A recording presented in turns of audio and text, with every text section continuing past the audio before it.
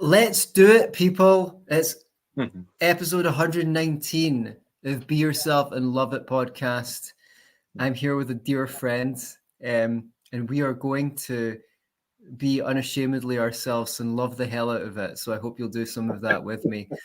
Uh, my friend Ian Powell, we've been together in the digital space for well over 10 years, but he did go into a hiatus, and the world of social media much suffered from his absence.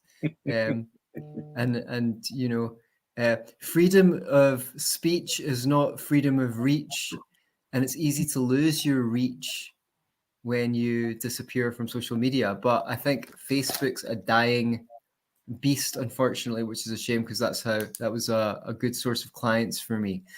Hmm. And that's where we met, and that was 14 years ago. Because Wow, it was geez in Louise. the run up to 2012 that I remember really connecting with you. And Yeah, and we've been we reunited our friendship not that long ago, although we occasionally messaged, and I got to come down to the south of England and stay with your wife and your lovely kids, the little monsters.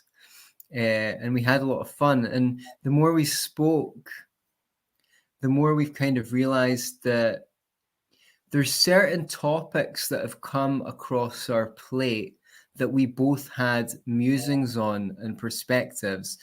And I wanted to join forces to create a show the likes of which has never been seen before and may never be seen again.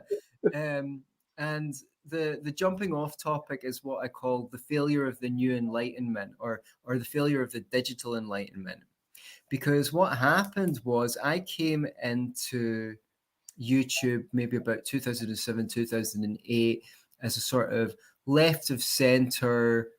I believed in a market economy, but lots of regulation, probably not a big swelling public sector. But I thought, it was all about getting the policies right, and had been studying economics from a kind of leftish, greenish perspective. And I wanted to get in there and share my ideas. But something unthinkable happened, and my YouTube channel was gate crashed by libertarians. And and then Ron Paul jumped on the scene in 2008, and he was really impressive, the first right winger I knew that was against war. And there was this swelling of, and like after a year or two of battling against it, I was with on YouTube, in comments, I was converted. But it wasn't just that, right? We came onto this fertile new soil, YouTube, and we had exposure to the best ideas in the world, not just like about libertarian politics, but it was like there was people promoting books like How to Talk So Kids Will Listen and Listen So Kids Will Talk and Summerhill. And I thought, wow, like Stefan Molyneux, the key. I've always thought I'd already thought that the key to shaping the future was to sort out the way we bring up children. That's probably how I ended up becoming a therapist, through trying to figure out my own childhood. There's people talking about education reform, people talking about how to heal, personal healing. That was a journey that took a lot longer than I was promised.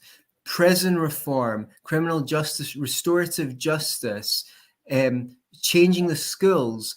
And we thought, oh yeah, nonviolent communication. I want to talk about that with you and the role that that's played in your life. And we kind of thought that we were in the beginning of a new renaissance, the next enlightenment. What was going to happen was people were going to get into all of this stuff because good ideas because they were so interesting and compelling, and they were so true and good. And I thought we were just in the cutting edge of the blade, but it turns out that people actually preferred cat videos. And I know I'm dominating a bit in grandstanding, but just one more point on that. Prior to the internet, throughout all history, it was appropriate and credible for activists and social reformers to believe that the reason why society was kind of shite or had its shortcomings was because people didn't have enough information. And what we've seen over the last whatever 15 or more years is all the best ideas in the world are out there, but people do not thank you for putting those ideas in front of them. In fact, they hate you, demonize you, call you names. I don't know how long I had to debate on Facebook, maybe 6, 8 years before I got it through my thick skull that if you bring people enough evidence and reason, they don't change their minds because they prefer to believe what they prefer to believe more than they like the truth. And with that comes a certain degree of disillusionment. And that's what I call the failure of the new Enlightenment. I should love to write a book called that one day. But, you know, yeah, so I very much echo the sentiment that you have, which I feel in a way a bit sad that that's our jumping off point, because there's some shared grieving, I think, that brings us together. It's like a mourning of what could have been, and yes, I think that that's it's interesting. People suggest that actually grieving unfulfilled dreams is just as important as grieving the loss of a loved one or something, because you know it's something that we were really entwined with. It's something that we really wanted and imagined was going to manifest, and when it doesn't, there's a loss there that is worth recognition. And there's no doubt that I remember at that time of interacting with you across Facebook and getting caught in debates, and the reason I was attracted to you is you were very energetic. Oh, darling. Well, even though all I got to see was this tiny little glyph attached to your name, you know, that avatar, the energy and the vitality of your discussions was just great and vivifying. And it was amazing how much one could get a sense of someone just via these conversations, these dialogues that were taking place. It was a wonderful period in that way. Facebook was really, really good back then. You got involved in groups, such interesting discussions, people bringing information, actually trying to help each other and stuff like that. It was, we didn't even know we was born. You know, one thing I regret is I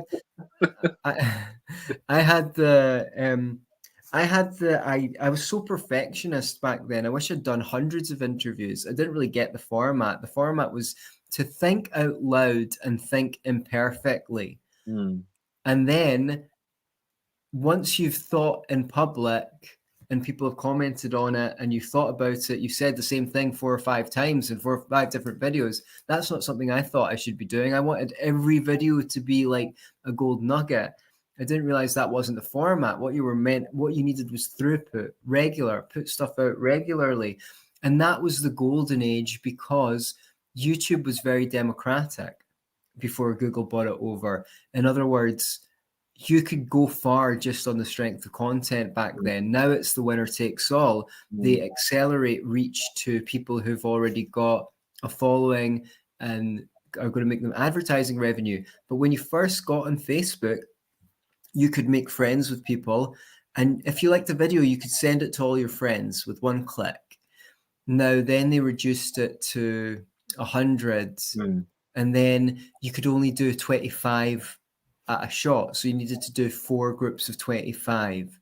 And then they moved the sidebar to under the video. And at the time, people said that's because they wanted the video to be the star, so to speak, rather than the presenter to be the star, because that's their advertising model. I don't know if that's true or not. So it became this more faceless thing.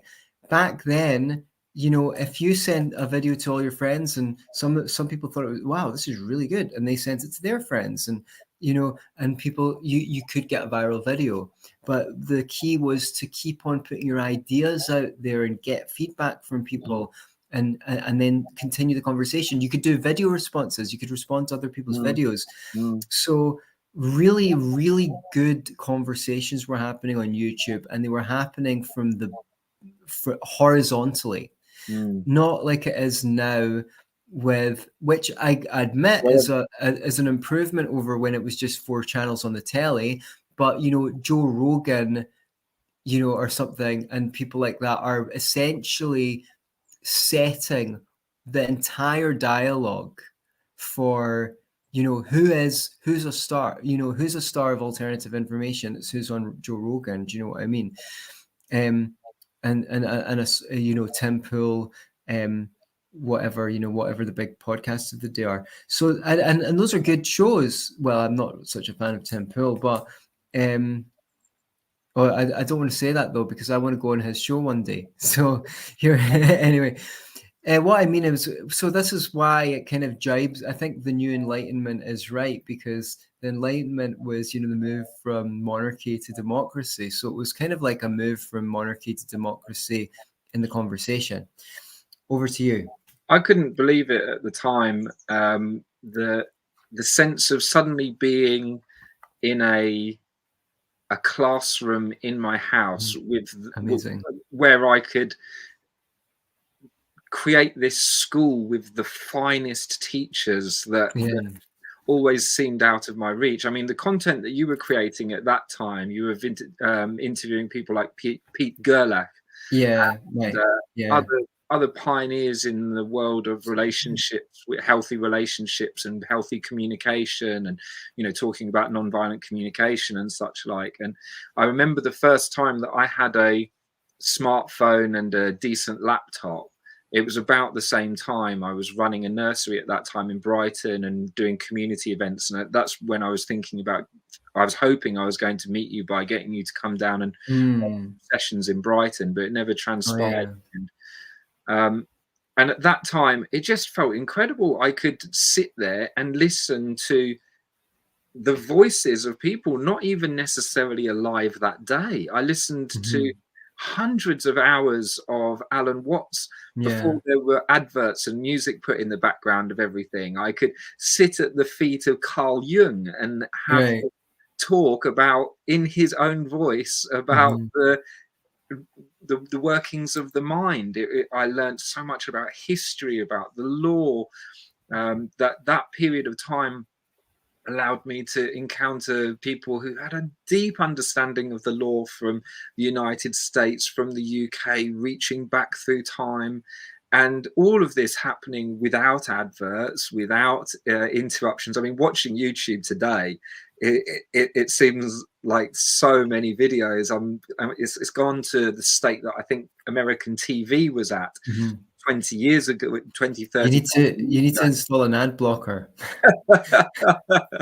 That may well be the case, but then there wasn't a necessity to. So there was so much incredible information, and I was thirsty for it, thinking that I could spend the evening listening to great teachers, live or dead, talking about things that I knew could make my life better. I imagined, like you, that there was this incredible enlightenment about to take place, that the Renaissance that was made possible in the 16 and 1700s was now truly being democratized, a bit like where Luther took the Bible out of and made it into a freely accessible thing through the printing press.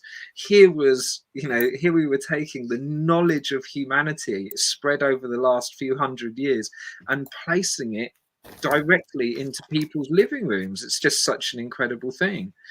So I really hoped, no, it wasn't even so much hoped, I just felt that we were on the cusp of great change. There was, people talking about the immediate advent of the end of the Mayan calendar, 2012. I must admit, I got swept up in that. I did get the sense that there was great change afoot. And I remember feeling incredibly disillusioned after 2012. Nothing enormous has changed that I can perceive yet. And then since that time, there just has been this general decline in the quality of conversation that we could have through social media. and an increasing sense that, yeah, like you say, no matter what information one was trying to present to the world, there was so little engagement Right. that I definitely had to wrestle some disillusionment over the Mm-hmm. years. And it's like everyone's in their little silo now, and it's hard to break out of it, you know, and feel what's going on out there. And, you know, Or in here. yeah, I'm not sure. I was so I guess COVID changed a lot as well. First of all, when Obama came to power, the anti-war movement completely disappeared. So that was part of the disillusionment, which was, oh, under Bush, it was like people are waking up. They're against the surveillance state. They're against the war. So we had reason to think people were waking up. But actually, it turned out a lot of them were just anti-Republican. And those were good issues for them to take up. Then I guess there was a big swelling of sort of libertarian thought up until 2015. And, you know, basically, I know a lot of people heroize him, but Trump basically diverted all of that energy back into the political system. So that's like, you know, I just don't buy the idea that Trump is anti-establishment. Oh, but the media's against him. Yeah, big deal. And also when you go to see the cinema, you know, Darth Vader is a villain and they like to have heroes and villains. So the fact that the media is against Trump is just part of the show. You know, when you go to the pantomime, everyone goes, boo, hiss. And people are so gullible, they don't even see through the fact that there is such a thing as, you know, like the elite are not that fucking stupid, right? You know, they need to energize people by giving them people to hate. And, you know, Which is after very he, Orwellian. yeah, and after he, you know, passed the biggest budget in history twice in a row, after saying he was going to cut the size of government and stuff like that, and these people are still licking his butt, thinking he's going to save them. Do you know what? I hope I'm wrong. I hope he is, you know, the second, you know, I hope he is appointed by God to save us. But I mean, it doesn't look bloody likely. So, you know, when he bombed Syria, when he sold weapons, the day he sold weapons to the Saudis, I was actually proper depressed about that. Just, you know, the disillusionment, even though I didn't really buy into the hype anyway, but, you know, you still kind of hope. So there's been these series of events. COVID was the kind of death knell in some way because it really was the moving into the dark ages, because it's not the same world. Before COVID, they weren't censoring videos on YouTube with impunity left and right. Now you can get banned for all sorts of stuff. People got banned on YouTube for saying true facts. Doctors Yeah, and experts. qualified people with all the credentials to be able to make the statements they were making were being disappeared. Right. So it's not the same world. Even though we're out of lockdown, you can't just go on YouTube and say what you want. So that brings it to a close, really. And so, you Well, know, and I think there's so much more to say there, because not only so a figure that I thought was so at the time of COVID, there was the famous PCR test, and right.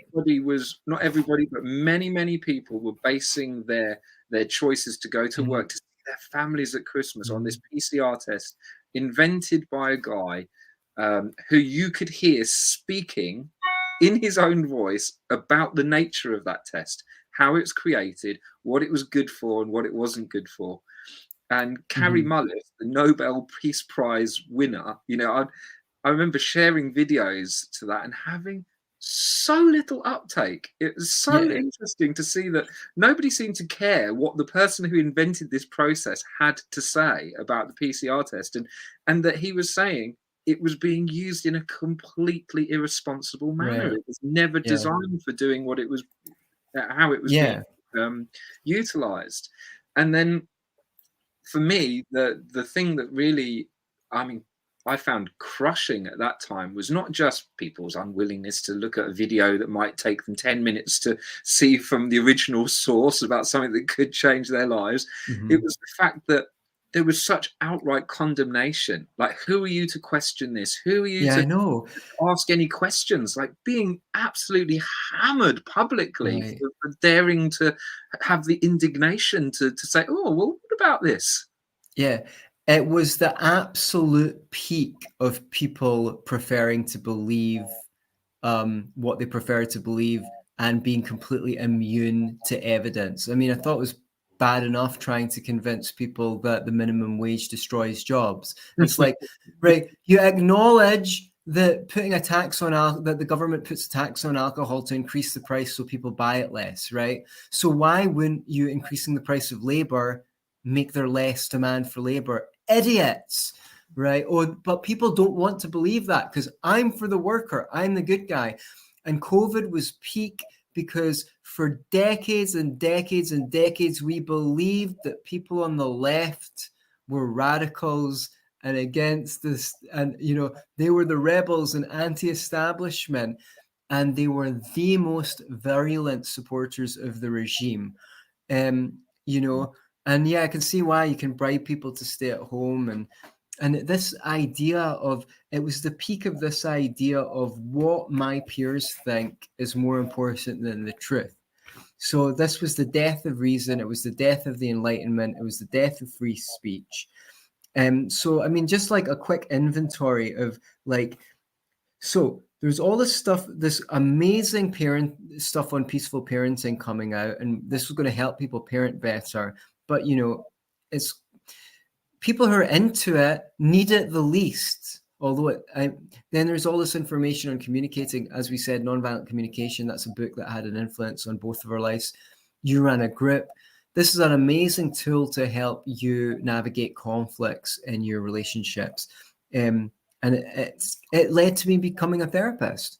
When I read chapter 7 of nonviolent communication, called Receiving Empathically, and I started practicing those techniques, that changed my whole life, because I saw that I knew what I needed to do when someone around me got emotional. I knew how to listen and be there for them properly. And it was so rewarding that when my degree finished, I was like, okay, well, I'll do my postgrad studies in counseling. This is fulfilling. There's all the stuff on healthcare reform, natural health. Things on natural health are getting absolutely destroyed on the social media now. I mean, stuff that you think shouldn't even be controversial, but they're absolutely going for it. I know a guy, he does a great Instagram, Cultivate Elevate. So many videos get taken down or blacklisted or whatever. It's What's so he weird. talking about? Just bringing back the old ways of healing, and anything from superfoods to the right metals to use, electroculture, how to grow more food in your garden using principles that are long forgotten. So there's that. So we thought we were going to, and then there, as I mentioned, the kind of criminal justice reform angle, because we spend so much money locking people up, and it doesn't really do any good for them, or it doesn't make them any better. Sometimes it does. Sometimes people get a boot in the balls, and so there's this idea that you could some people do. They get a boot in the balls, and I just they love pull up their socks. the Glaswegian boot in the balls. Yeah, There's boot no in the balls. translation for that. Yeah, there isn't. But for the main part, so Adding to your inventory there, like, yes, it was like there was a psychedelic renaissance that meant that, wow, you could meet yourself in a way that you never could before. Right. You could learn about communication, which had the potential to transform all of your relationships. You could learn about the impact of family life and therefore radically affect the way and improve the way that you related to your own family and to your own children, and therefore preventing this cycle of ongoing, there was the potential for financial liberation, because people were sharing information about the fraudulent nature of mortgages. Right. I Right. remember trying to tell people, hey, like your mortgage is, you know, people have shown this through case law that it's based on a fraud. Same with credit cards and all sorts of financial instruments that are just not right. We could be, I thought at that time, wow, we're going to radically transform the way that we do Mm. business and we engage in commerce with each other. The cryptocurrency thing presented at one point the opportunity to do away with all third parties. No more banks, no more financial institutions able to Right. intervene and profiteer as by acting as these intermediaries. And even Bitcoin, that started out as Yeah. this unbelievable tool for freedom, was infiltrated and has been made into something which is mediated through the Lightning network and Mhm. other and through the exchanges and such like. Mhm. So there was also the financial aspect, the legal aspect, the information that was being disseminated online about the nature of law and how that differs from legalese and the way Mhm. the magistrate system and the courts that affect people's lives in very real ways was being exposed. There was all the stuff to do with men's work and women's work, Yeah. Oh, what it yeah. is That's to be another masculine one. and what it is to be feminine. There was all this incredible information about sexuality that was appearing. I mean, who doesn't want to have a better sex life? I thought sharing material on that kind of level would be just, you know, who would not be interested? And yet again, that was another thing that just seems to have completely, it seems to me that we find ourselves with exactly the same banking institutions, dependence on the same money, Mhm. even more reinforced in the idea that governments can pass laws that suddenly and completely radically change your life. And We, people want them. That's the thing. People say, yeah, it's good, and they should be able to yeah, coerce you. yeah. So it They want seems, more of them. so after all of this information suddenly being like there for the taking, and this incredible opportunity for transforming our reality, and you know, I'm not going to say that that hasn't been happening in the background, but it just, Mhm. I for me, agree. It has to some degree. it didn't happen with the uptake, and you Yeah, know, there was a potential for a giant I know. wave. The And that same way that it went from, very few people had computers, to everyone having a laptop. You'd share one computer in the house if you were lucky between the whole family, and now everyone. I thought it was going to be like that. I thought that you can't stop a good idea, and when people saw the effectiveness of this, then it would spread. But you know, I don't know what it is. Not everyone's that flexible in their mind. And yeah, I guess I don't know. Yeah, as Well, I suppose through our I work don't really in, understand it. I Yeah. mean, I suppose through our work in therapy and that those kind of areas, I've certainly in my own struggles, specifically reflected back to me as a Mhm. parent and as a partner. Mhm. I've come to see how hard it is to change, Mhm. even Yeah, I with know. all I the agree. conscious will in the world, Yeah.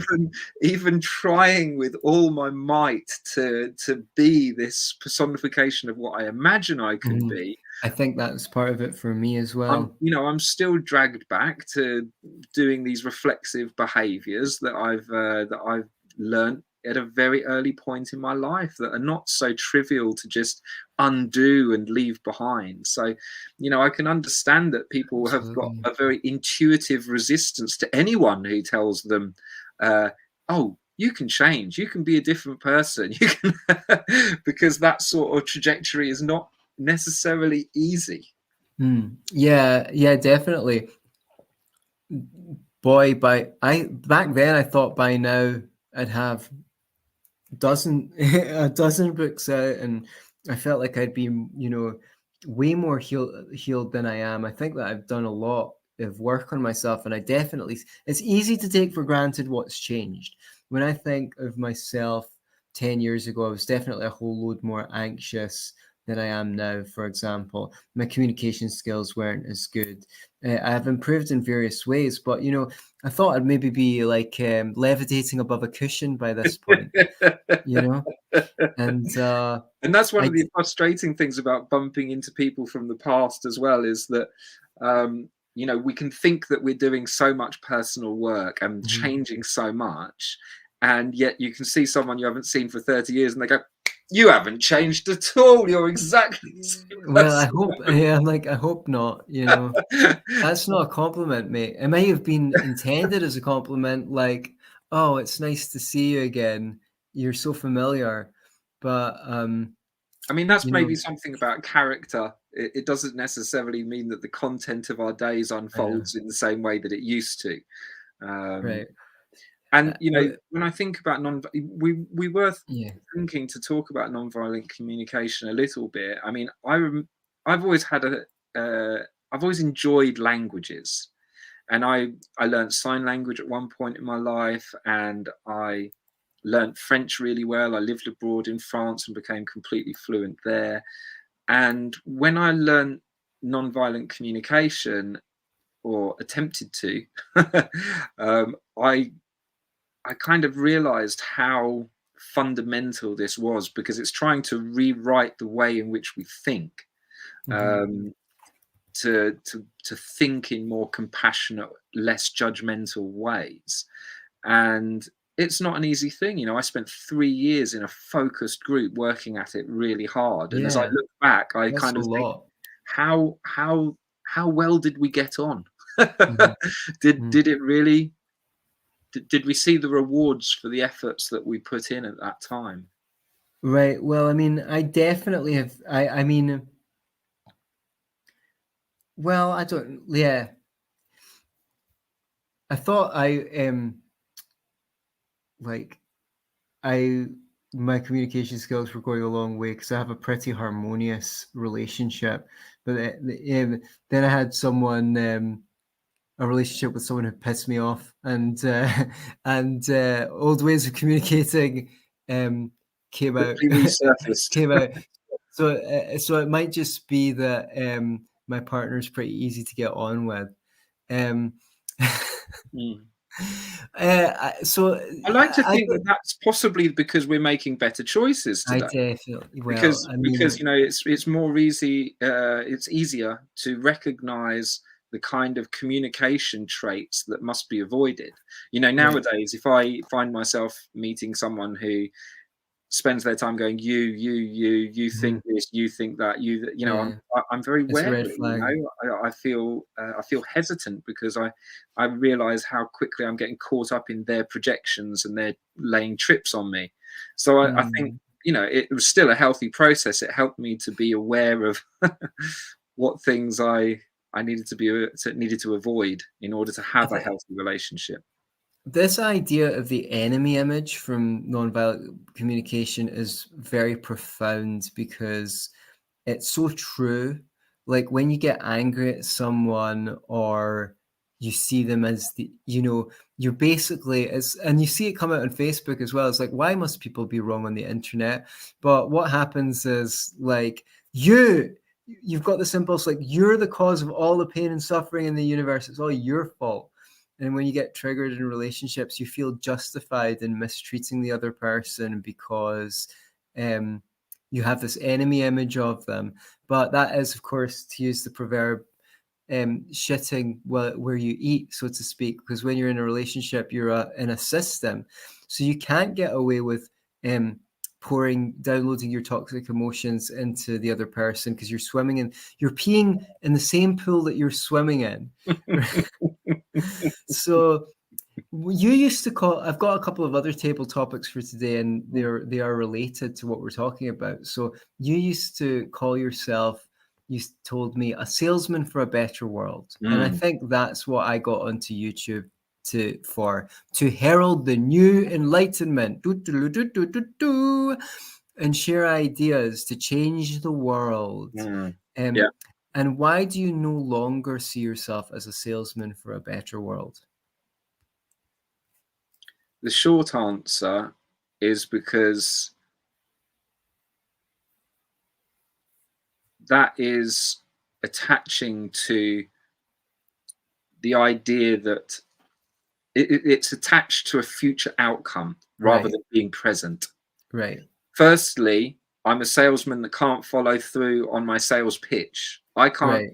Right. I can I thought I could point to a better world that was out there and was attainable, but the thing is, I can't follow through on that. That requires, a mass adoption of these ideas in order to experience that better world. And I think a lot of things that a lot of thoughts that I had that plagued me at that time was, oh, if everybody knew about financial freedom, Oh, we'd be that's happy. it. If That's it. if everybody had better communication skills, That's if it. everybody had, and so it's this very utopian mindset. Right.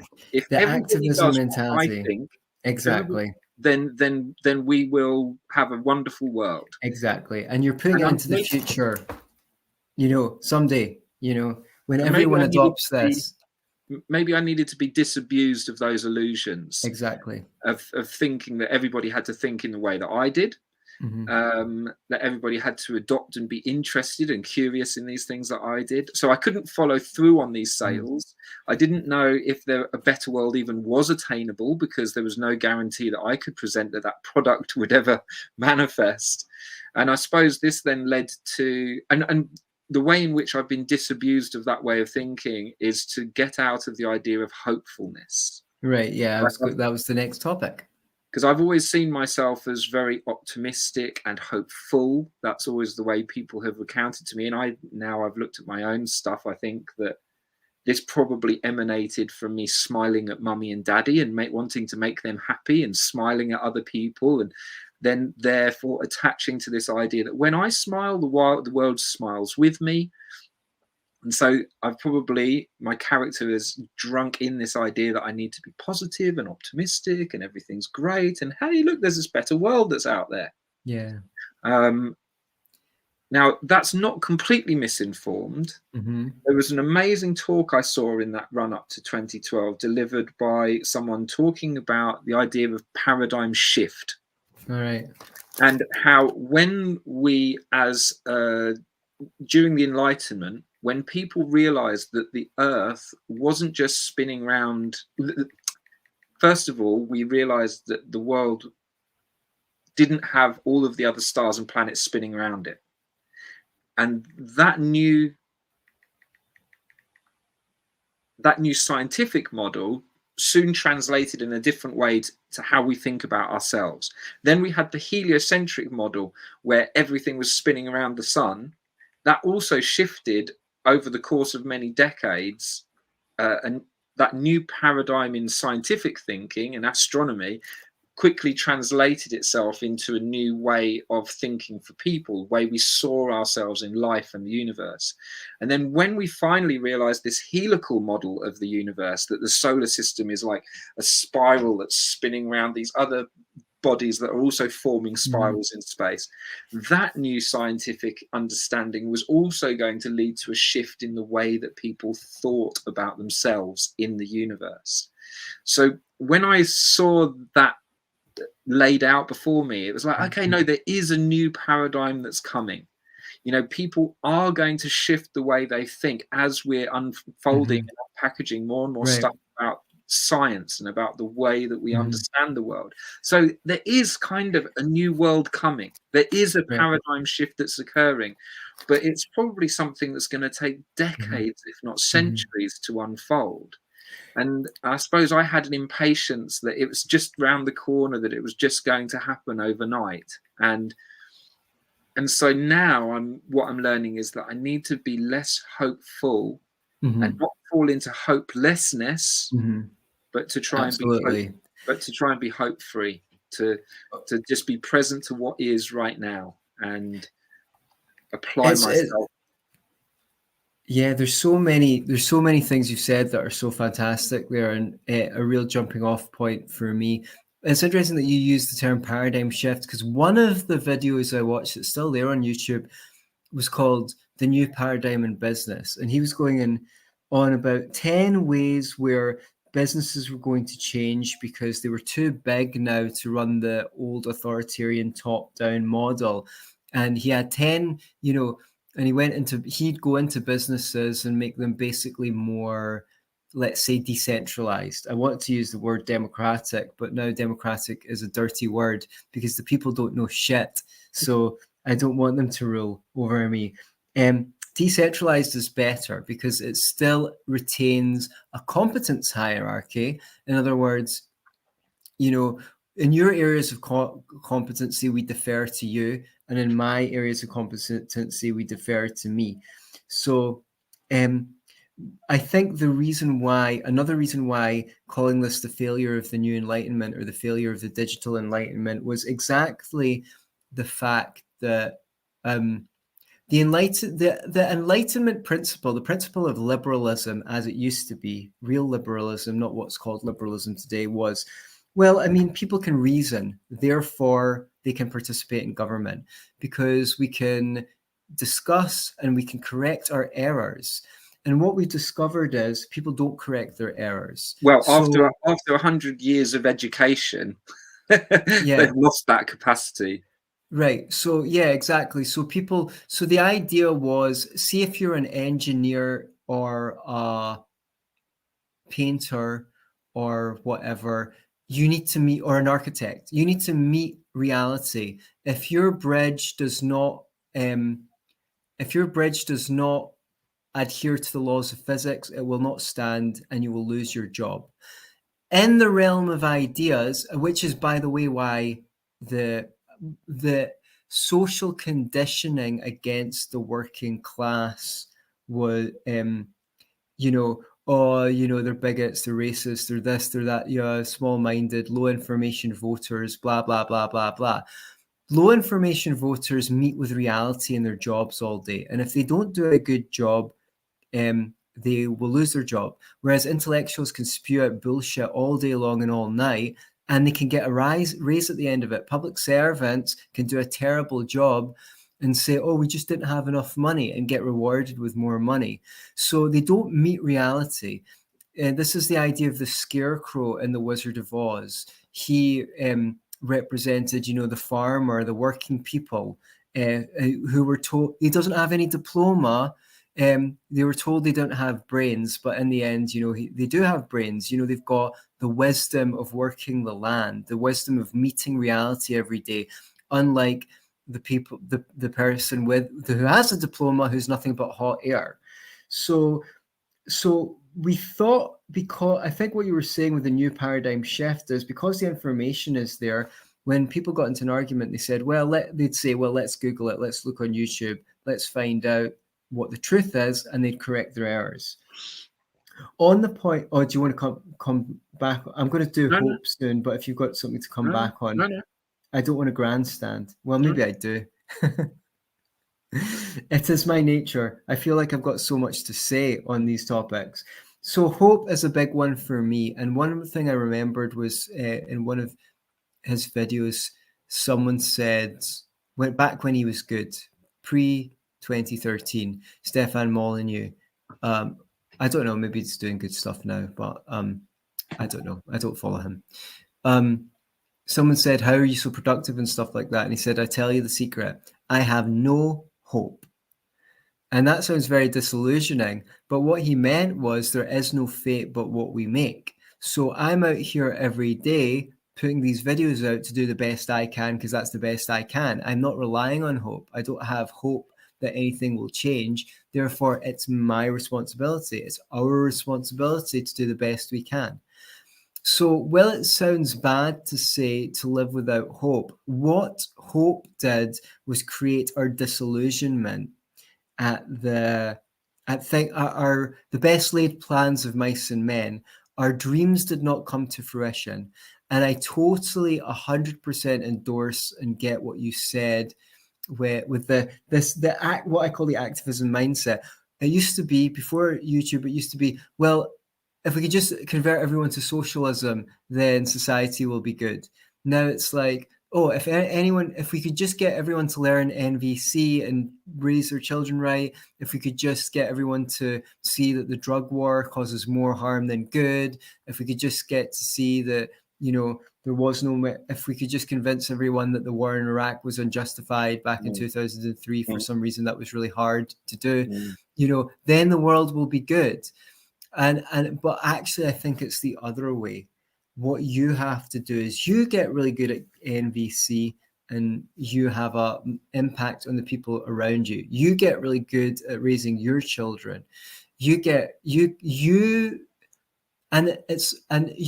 live the principles of live and let live in your life, and you spread, and you become competent. You use your competency to help yourself and others, and then you teach other people the same competency.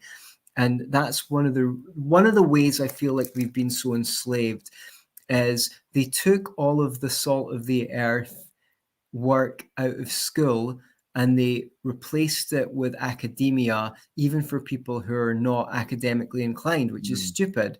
And the reason for that is conspiracy theory time. Like I said to you, if you're an architect or an electrician or a plumber, you meet reality. And when you meet reality, you learn, if I have the right ideas in my head, I can do my job. And if I have the wrong ideas in my head, I can't do my job. It doesn't work, which is why regular people are skeptical of philosophy and armchair reasoning. When they took all of that stuff out of the schools, home economics, shop, as they call it in the USA. Well, I don't know what we call it here, carpentry or whatever. Design, technology, that kind of thing. Yeah. Anything that's hands-on, even playing darts, even learning to salsa dance, anything you do where it's not other people who are the authority, but it's the facts of reality that are the authority, trains your mind in a certain way. And they take all of that out of the school, and what we're left is what happens with COVID, which is there's no right answers, there's no wrong answers, there's only authority. Nathaniel Branden called it social metaphysics, and it was an amazing concept.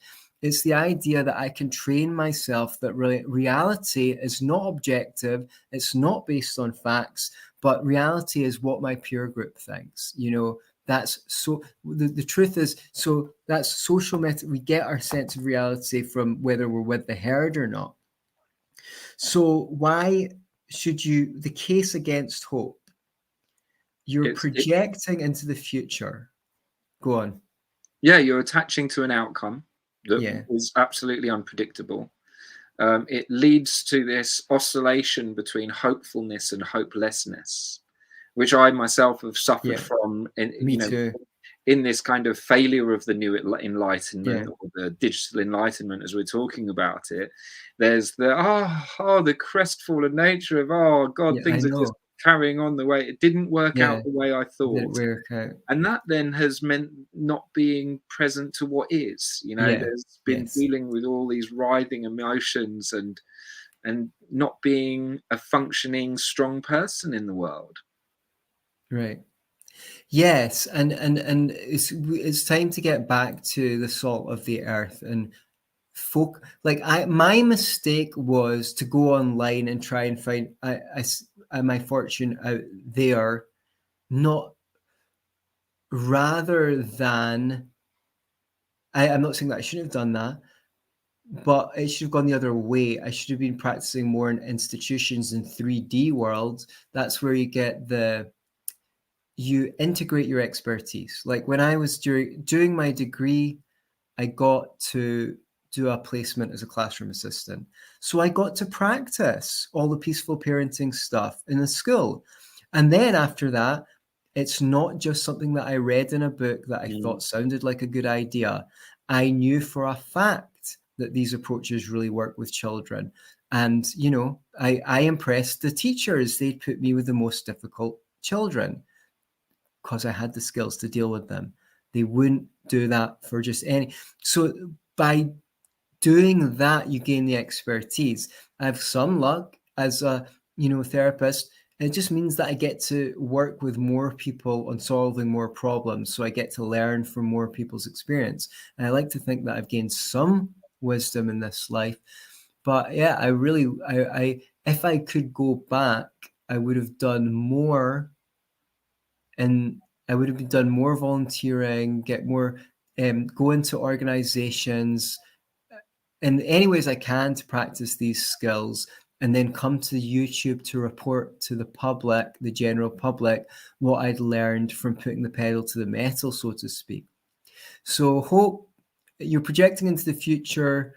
It's a way of escaping unpleasant emotions and frustrations. You're putting the onus on outside things. Really, you just need to look at the 10 feet in front of you, and every occasionally look at the peak of the mountain, and then back to the steps in front of you. If you keep on looking at the peak of the mountain, you'll just trip over your shoelaces. I mean, a way I heard it being described, which I really like, is that hope is the crack cocaine of our generation. I love that it. People are literally like, Yeah. you know, smoking as much of that stuff as they can, one It's hit an after opiate. the other, because it's like, oh my God, I feel so hopeless. I need a bit more hope. And that then floats the boat for a little while until it's then crushed by the interface with reality. Then comes the hopelessness, then another blast. God, I can build myself up with a good inhale of hope. And so that just leads to a situation that never improves itself. It just, you know, we're like filling ourselves with an impression of what might be. Like Karl Marx saying, religion is the opiate of the masses. I think it's hope. Hope is the opiate, because actually, if you connect with yourself, and everyone's experienced it at some times, you go into a flow state, and when you connect with yourself, what you do is inherently rewarding, and so there's no great need for hope. Hope comes in to console yourself. When you console yourself, you create a split in your mind where you're trying to convince yourself not to feel what you're feeling because you don't like it, instead of going into it and digging it up and doing something with it. You know, you like you can leave the room, but it's still in a mess. What you want to do is pick up things one by one and go, this with our emotions. Do I need it? If I need it, how do I contextualize it? I can keep it. If I don't need it, I can throw it away. Hope will prevent you from doing that. So it's a false. A friend of mine made a cartoon once, which he said, it's a woman bringing back a bag of shopping. And I think I'm getting it more or less. She's saying to the shopkeeper, I'm here to return this bag of hopes. When I got them home and opened them up, I found it was full of disappointments. And that's my friend. He wrote Hanos. He's on Amazon. He wrote a book. I wish I could remember what it was called. Hanos. So yeah, my pal. So I met him in Osho Lila around the same time, and I was going down there to a couple of times a year to go to a little festival and meeting interesting people and things like that. So that brings us to our last topic, and it's actually a segue into something I wish we'd mentioned earlier, but it slipped my mind. We want to run an online event for listeners. A lifeboat. So the jumping off point is community, because we talked about hope and how hope can be disillusioning. But another thing we've talked about is the hope of community. Oh, it's happening. I've connected with my people, and something's going to come of this. And then you have such high expectations, and it doesn't pan out. I remember moving to Edinburgh to think, because I thought I was going to be with the best friends I'd ever had in my life.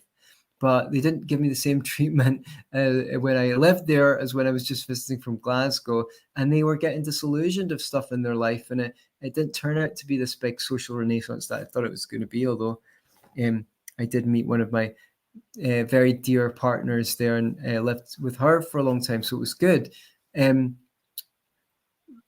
But we've had these incidents in our life, going to where we did ayahuasca, I just could not get enough of that sweet, sweet community. So tell me about community and the pitfalls of false promises. Yeah, well, I mean, that's definitely something your experience mirrors mine in many ways. You know, there's another aspect of that hopefulness, I think, meeting a group of Mhm, people and thinking, oh, I'm amongst friends now, mhm, finally. finally. And that's not just in friendship groups, but in businesses and in relationships, in intimate relationships. And you know, that's in that way, I guess that's been a cycle that's been present amongst humanity for a very long time. You know, that seems to be in many ways the story of marriage. We meet someone, we romantically assume that they're just going to be the fulfillment of every Mhm, intimate dream that we may ever have, and then, you know, years and years of marriage and family life, you know, disabuses us of what it is that we project onto that person that we mhm, romantically fall in love with. um, I I've realized through, especially through nonviolent communication work, that I definitely have a need for community. And I mhm, think that the history of humanity demonstrates that we survive better. We're not lone animals, you know, we're very much pack animals. That's how we've lived for tens of thousands of years. We're mhm, stronger together than we are alone. In fact, the threat of loneliness is something that I think is behind what I term the cult of normality. It's mhm, we've got a very deeply felt resistance and fear of the state of being isolated, because we know that we know intuitively that to be on one's own in the wilderness is a far more dangerous and frightening proposition than being in the wilderness with others. And so I think part of my being drawn to community is that it's like, oh, there's a sense of sanctuary and safety that mhm, goes along with finding a group of other people who accept us and share their lives with us. So I've I know that I'm still thirsting for community, and mhm, yet I'm also aware of the fact that it's very difficult to really experience meaningful community, because whereas in the past, in the mhm, generations that came before us, community was found by a group of very specific mhm. shared needs: a shared need for water, for food, for shelter, that and for play and for dance, And that defense as well. yeah, that meant that there was a group of people that were living in close proximity to each other that were able to meet all these needs in harmony together. Mhm, It might not have always been harmonious, but there were these very strong physical needs that brought everyone together. Now we live in these isolated existences where, even if one lives in a city where you've got friends around you, the likeliness is that they live on the other side of town. They're not right. just living next door. They're rarely Mhm, in the same house. They're rarely in the same building or the same street. And so one can have a sense of affiliation with people, but we don't actually share the same needs with them. The that's right. the financial system means that we're all completely isolated from each other. We're just like, it's very rare that I'm producing bread and you're producing meat and we're exchanging those in the way that we used to. Mhm. It's now all so atomized Atomized. that we don't share the same water supply. We don't have to Yes. walk up to the same spring, so therefore we defecate in our water supply because Right. it's so divorced from us. And we don't Yeah. share the same garden, we don't eat from the same trees, and so therefore it's so much harder to have those things that force us to encounter our problems together. And we very rarely celebrate together. Mhm, I mean, mhm, the idea of a street party seems so alien to us now. Like, I remember mm, when I was very young, the silver jubilee for the Queen happening, and everybody being out in the street, mhm, everybody being in the street, mhm, even mhm. if they were anti-royalists, they would Yeah, still be participating in the street party. People knew their neighbours. That doesn't happen now, right. I certainly th not in the same way. I think one of the drawbacks of the internet, and believe it or not, I can't believe I'm saying this now because I was such a futurist when I became a libertarian. I was like, yay, progress. I think the jury's out on whether the internet was actually a good or bad thing. I mean, potentially, in theory, it's a great thing. but the sociological effect of it, because prior to the internet, you needed to go out and find a scene. So somewhere like the West End of Glasgow, for example, it had a scene, and you would need to go out to a cafe and look at the billboards to find out what was going on. Oh, that band's playing, I know them. Oh, there's a fucking Dungeons and Dragons game or whatever you're into, a comic book convention, because people would put notices up. Oh, guitarist / searching for Axl. You know, oh, maybe I can sing like Axl Rose. I'll go and join that band. So people would need to go out and meet. And because of the internet, they do it online. And it's a bit, and it makes them, it's like junk food. It makes you think. Most people are overweight and malnourished in Western societies. They eat too much and they eat the wrong. They've not actually got the minerals that they need in their body to make their body function optimally. And it's like that with social media. It fills you up. It makes you think that your need for community is met, but the vacuum is still there and it's still making you depressed and anxious. And you think you don't need any help, because when you've not showered for a week, you forget that you stink. Well, you might not even stink. You forget how refreshing a shower is, and you think, oh, I don't need one. Then when you go in the shower, you're like, oh, thank God. Oh, wow, I need to shower every day. Showering is amazing. It's so refreshing. And that's good community. But see, people have gone without these close-knit ties, and dating apps have made it worse. If I wasn't a libertarian, I would be for the outright ban of dating apps, because it's so sociologically damaging. Everyone's a commodity. As soon as this generation is so fucking chicken shit, and I know, because I've had the benefit of in between relationships, dating girls a lot younger than me, and they as soon as there's any problems or an uncomfortable situation, it's just like, I just don't deal with that. People do not know the benefit of staying with the problem and working it through. This is a chicken shit, lazy ass society where, do you know what the mantra of this society is? The younger generation, for me, feels good is good, feels bad is bad. And that's it. If it feels good, it's good. And if it feels bad, it's bad. That's all there is to it. No need to think, no need to persist. And the internet made it worse. And these fucking 3-second, I think meme culture is amazing. I think there's an art to making a 1-minute video for TikTok that's really impactful. I'm not against these mediums. The constant gratification of seeing a notification, checking it, and then waiting for another one. Oh, my post only got 17 likes. It has absolutely fucked with people's ability to work through difficulties and delay gratification. And so, yeah, fuck it. There's no hope. Let's just all go. And yeah, I want to say anyway, something else about community. Please, I'd love it.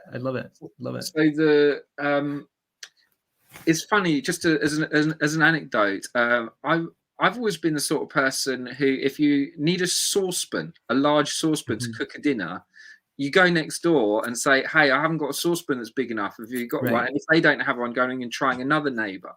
And I sometimes now feel that when I propose that to people, oh, we haven't got this, let's just go and ask a neighbor. People will look at me outraged. Yeah, I know. Why would you go and ask a neighbor that? Like, that's just, that's unbelievable. And the other day I bumped into a chap who I haven't seen for about 10 years. And I knew that he'd been on a really full-on journey during that time. And I really wanted to sit down with him and hear about what he'd been through. So we had this really wonderful connection. And during the course of it, we were talking about whether or not we wanted to see each other. We're realizing as we get older how much we need the company of other men.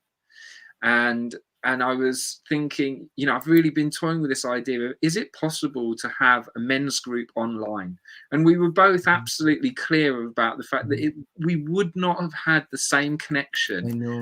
had we been sitting as these divorced entities, these disembodied minds on a screen. We might be able to talk about some ideas like we are now and getting some real meaning from that.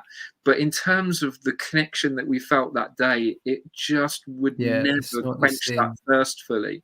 So that's where, when we have started talking about, is there a point in bringing together an online community? It's with the awareness that it's never going to fully quench that thirst for community and for human connection.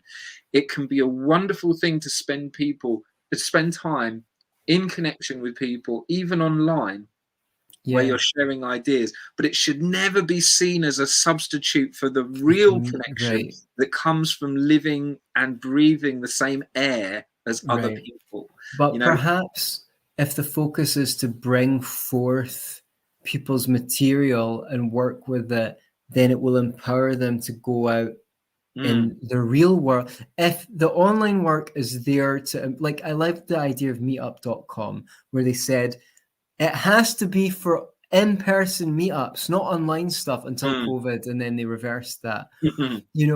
They would say, they would make you check a box to say that you absolutely intend to create. I love the idea.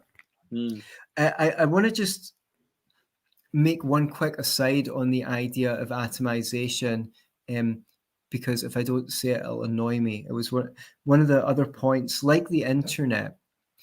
Those, well, status, I was going to say lefties, but statists in general, they used to say, people on the left would say, oh, look, capitalism has atomized society. And the ironic thing is, as with most of their claims, they completely misattribute the problem, and it's all their own policies that have done it.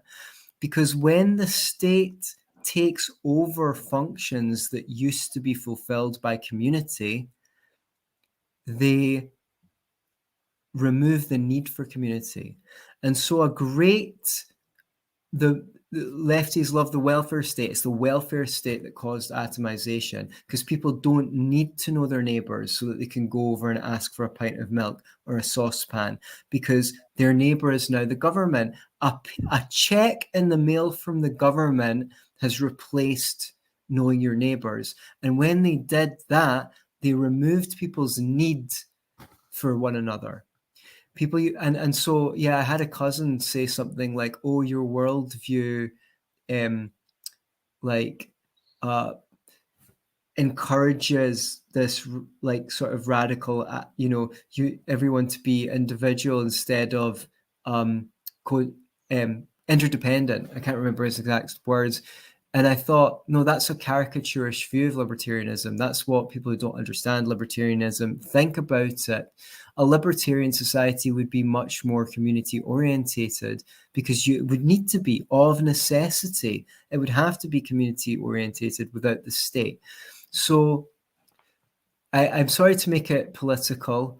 Everything is in some way political, but to bring it back to our day-to-day lives, what I mean is, in the same way that even if you don't use dating apps, you're affected by the fact that everyone else uses them, and now you've just put yourself at a disadvantage, because people's psychology has been shaped by dating apps, unfortunately. So you're still affected when you go out into the dating pool.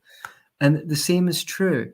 Even if you don't collect a welfare check, you have to live in a society that has been atomized, because the state has come in and pretended that getting a check in the mail for housing benefit is the same as you being part of a network. So we can lay the grounds to help people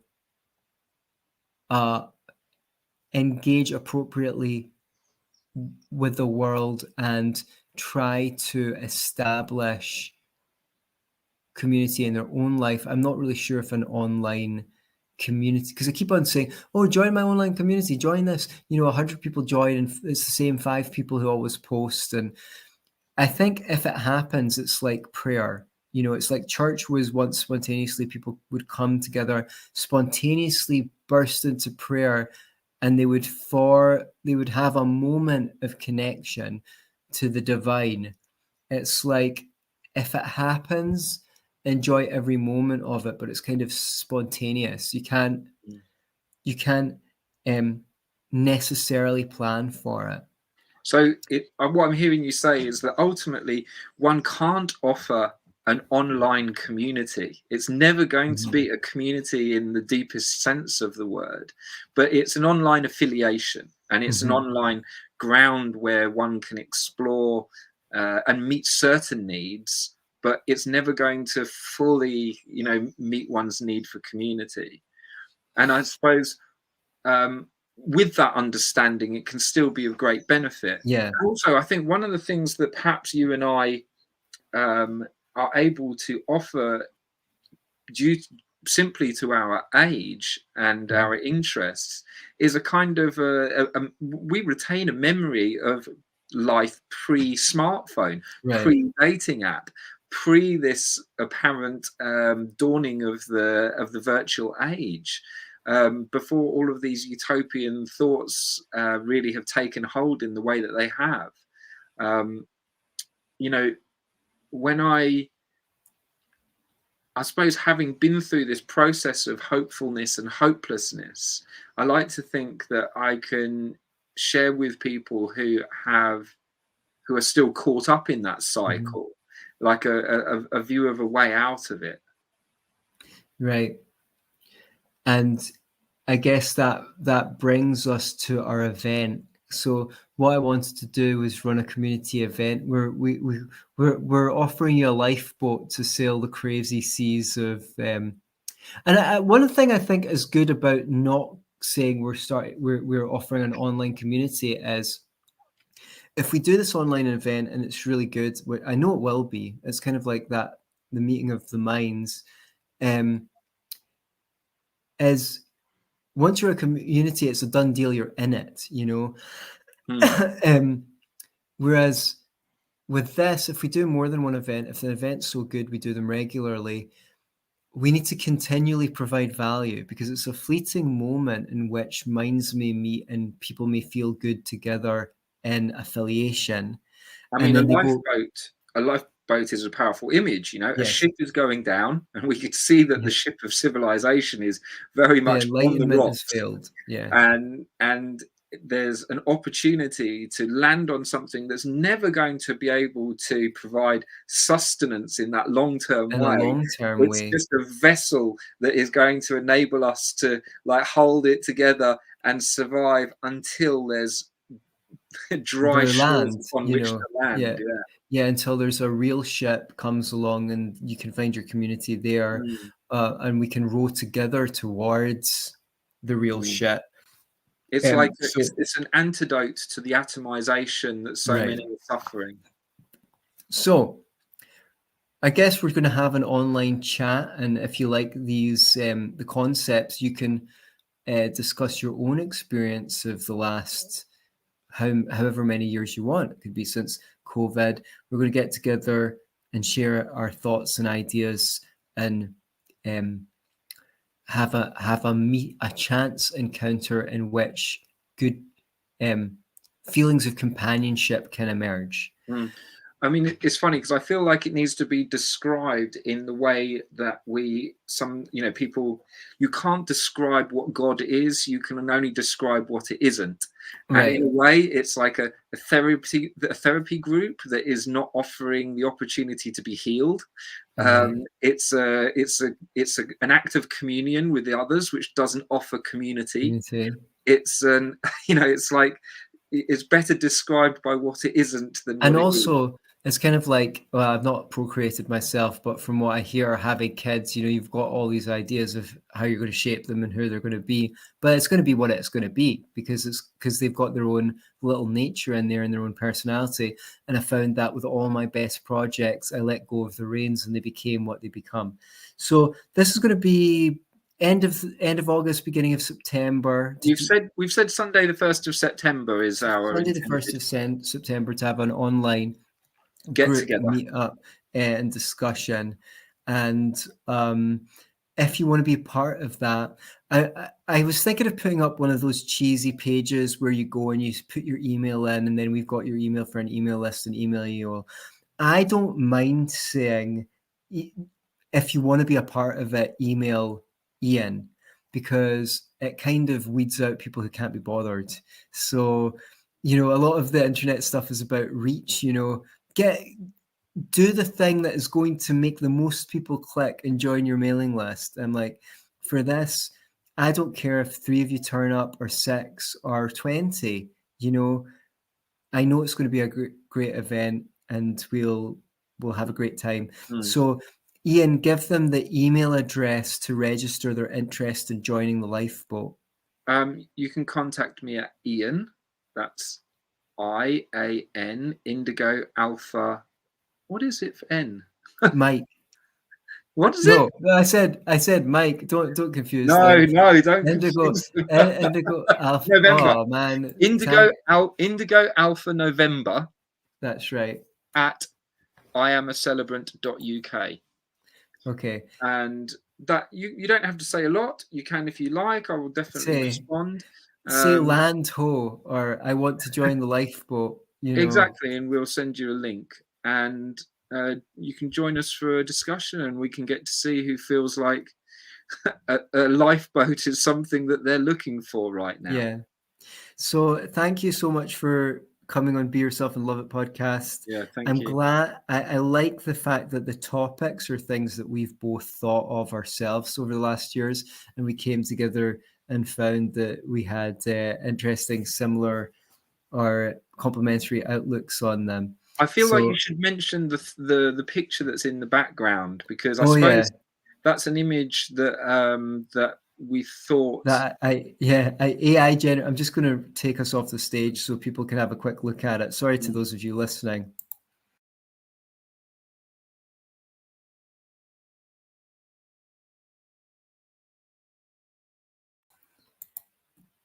That was my AI conception of the new Enlightenment. Yeah, the digital Enlightenment. The digital Enlightenment. So yeah, maybe it would be great to collect some of those thoughts in a booklet one day. But I think the good thing is the disillusionment of the digital Enlightenment leads to the realization that hope is misleading, and you need to live in the moment and bring your power to it, because who knows what's next moment's anyone's guess. I mean, they could tell you that you can't leave your house again. It's very hard to plan for the future these days. But if you give your all and everything to everything you do, just watch how spooky and magical it gets. Join the lifeboat and land ho. Land ho will be manning the lifeboat. Look forward to seeing you there. Guys at home, be yourself, but don't just be yourself. Be yourself and love it.